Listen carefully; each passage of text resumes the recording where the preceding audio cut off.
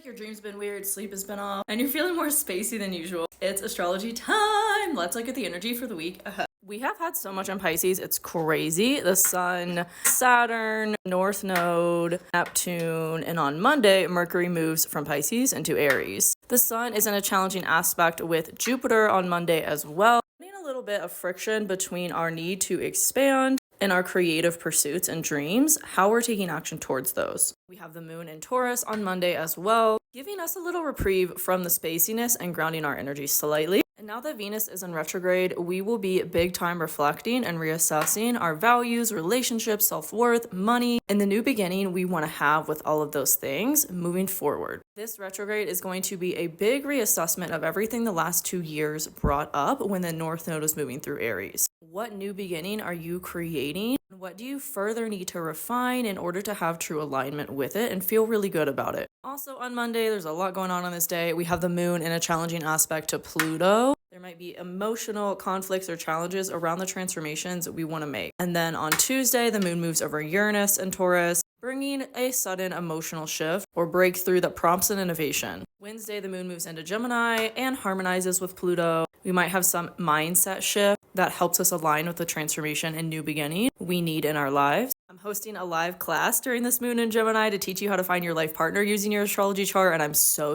excited. RSVP through my link if you haven't already. With everything that's in Pisces, especially the North Node, Venus retrograde, and Mercury about to go retrograde, both will end up back in Pisces. Now is the time to get really clear on what you want in your life, what kind of relationships you want, and how to make changes to your mindset, your values, and your self-worth in order to align with those things. The potential for manifestation with everything that's in Pisces is at an all-time high. And with any manifestation, it's so important to have clarity and intention with what you're bringing in. Making those mindset shifts will be supported on Wednesday as the Moon is harmonizing with Mercury. Then on Thursday, the Moon moves over Jupiter in Gemini and challenges the Sun in Pisces. This will be amplifying the conflicts or challenges that we are facing in this area that you have these planets ruling in your chart, the houses, earlier in the week. But this will be an emotional look. It might trigger a conversation that ends up being really inspiring, although it was challenging, and gives you a little creative boost. As we'll also have the Sun starting to harmonize with Mars in Cancer.